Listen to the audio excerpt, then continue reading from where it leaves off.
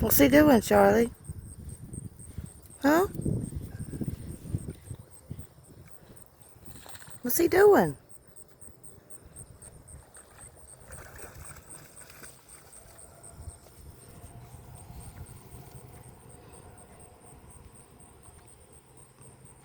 Roscoe.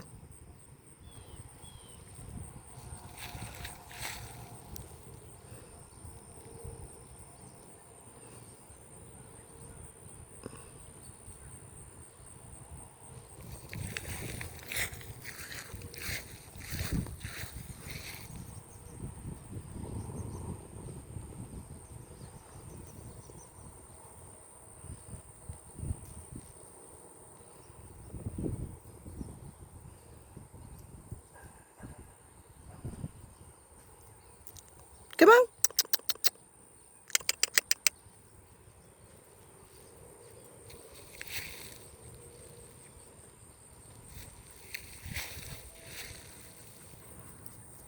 Come on, boy. Get my boy. Mm-hmm. Uh-oh, I'll back it up. Get my boy. You having fun? We're not getting to fish much. Look at Charlie. She's out there waiting for me to throw the worm. It's my husband. I had to just let him get on the boat by himself because we couldn't get them out of the water.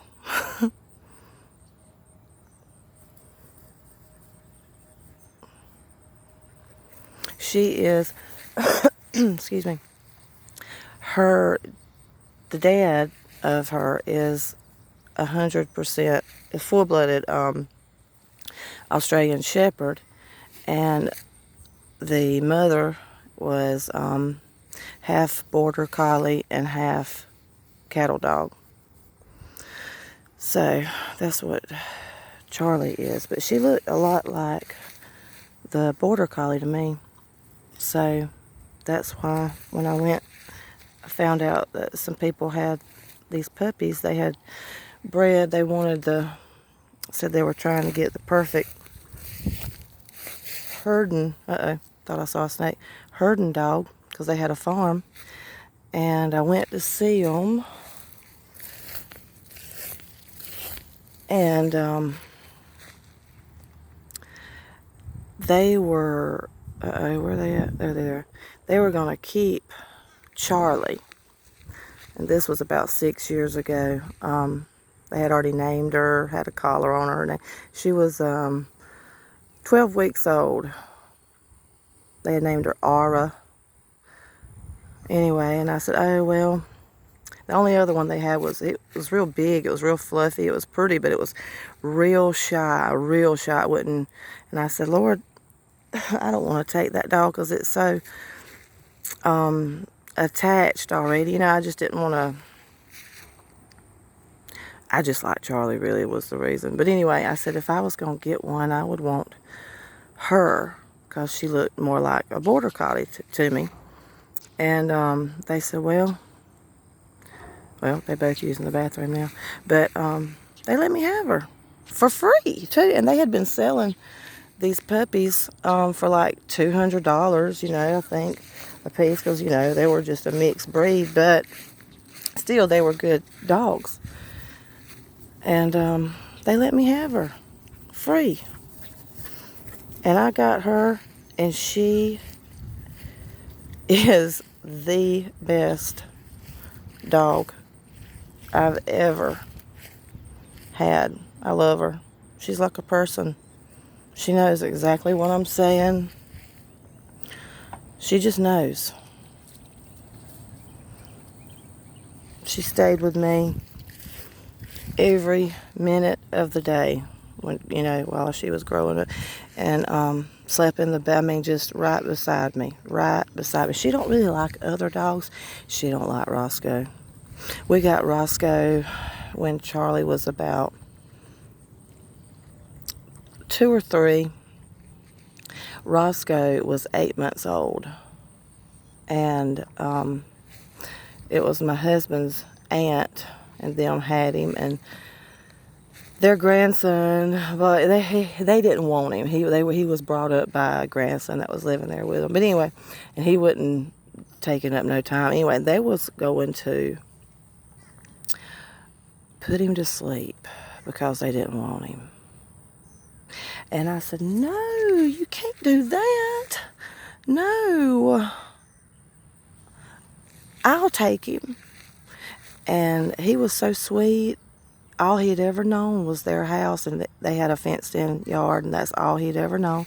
And I walked right in the backyard with him. He just loved and jumped all over me and played with me. And then we got him home. He got attached to me and my husband, but he got so protected. Now, if anybody, he just like, his personality completely changed. He hates everybody. He wants to eat anything and it don't matter. Now Charlie, he's okay with her because he knows she's the boss. She was already there. But he don't like no other dog. He don't like no other person. He tolerates my little boy, he's 12. And we've had him for 3 to 4 years now. And he's grown up with Lake, my little boy. And he used to like Lake. But Lake wanted to start. Lake's jealous of it for some reason. He's jealous.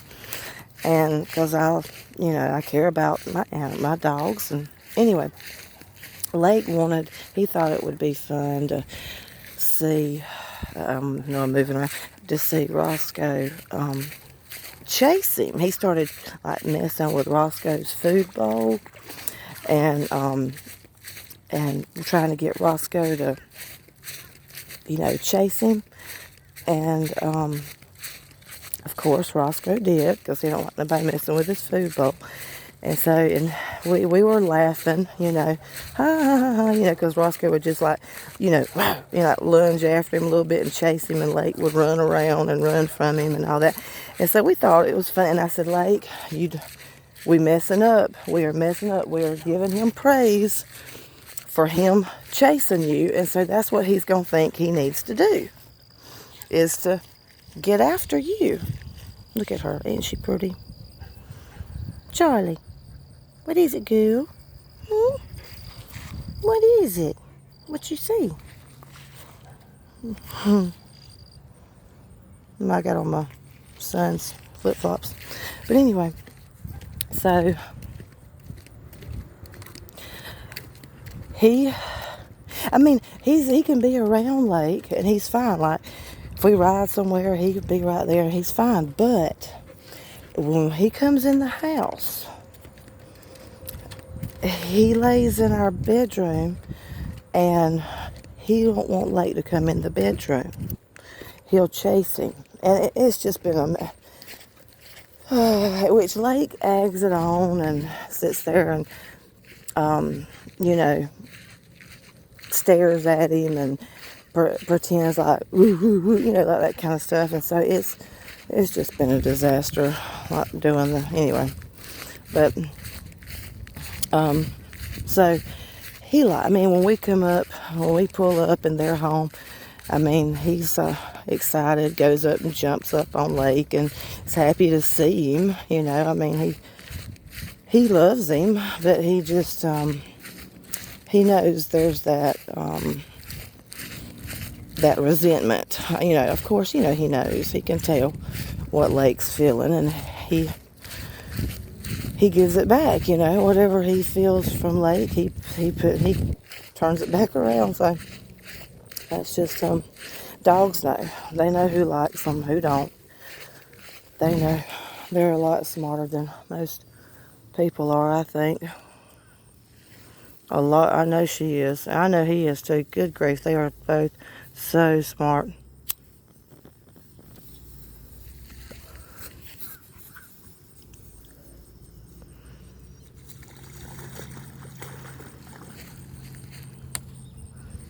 He'd stay out there until he drowned. He just about drowned one time. We have a pool, and he was in the pool, and he had swam so much. He'd stayed there for so long, and there was a float out there in the pool, and he got tired, and went up to the float, and he was going to try to get up on the float or something because he was tired, and he started putting his paws up on the float, and the float just started turning over on him, and I looked, and he just started going under the water, like just sinking, going under, and I jumped in and I had to jump in and get him. And he got run over right after we got him. I was at work one day, and my husband was at home with him, and he was walking. He went walking with him, and he calls me and says, well, the dog just got run over. And I was like, which one? And I thought, God, no, not Charlie, because we had just got Roscoe, so I really hadn't gotten attached to him yet. And he said, no, the other one. And I said, oh, okay, well, is he dead? Because let me tell you, he was a handful. He said, no, he ain't dead. And I said, what happened? He said that he was walking, and Roscoe was always chasing vehicles. And it was a full-size SUV, and it was coming down the road. He said it was going 60. And he said, and it hit Roscoe. It runs completely over him. Boop, boop. And do you know, this dog did not have not one broken bone. Look at him. He had one little skimp place on his back leg. That was it. We took him look at that crazy thing.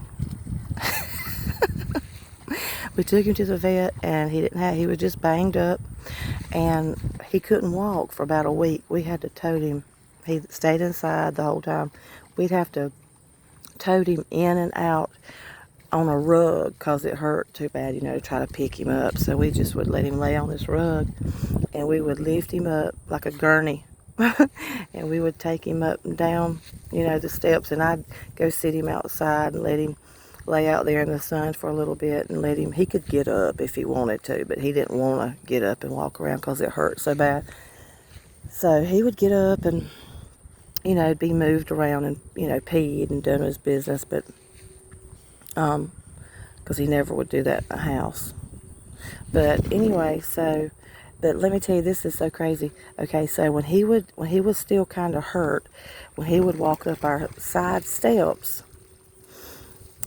it hurt, okay? And so he would ease up the steps like it just about killed him, to get up them steps. Well, and when he would come inside, he would ease around like he was hurt, because he was. Ever since that happened, to this day, when he walks up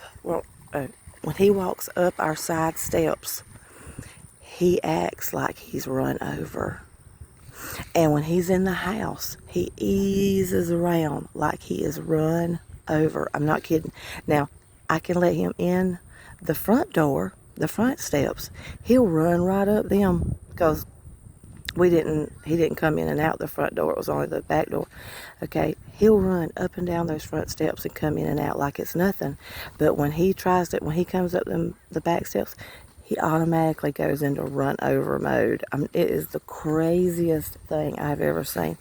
And then one day, it was about a year or two after it had happened, we was outside, and all of a sudden he started acting real weird, like he started going hiding in the bushes and just acting real scared, like he was scared to death.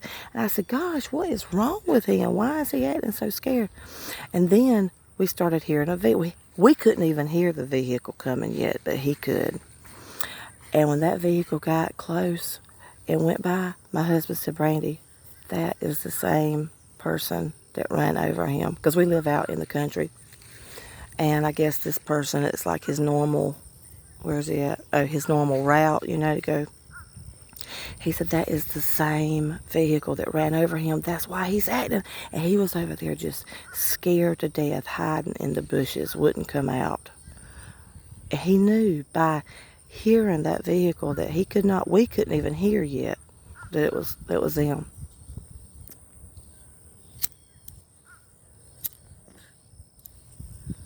Isn't that crazy?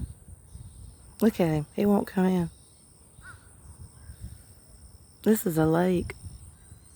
I mean, look how far out he is.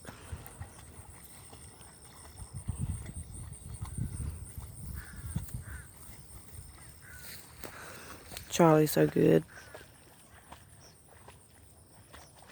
It's a small little lake.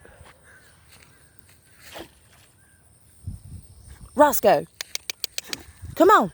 Come on. Roscoe, come on. Come on.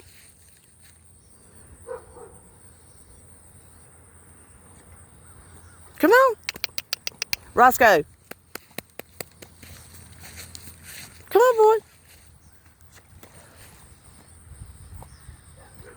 Oh, God. It scares me. Because I've already seen him before stay out. Come on.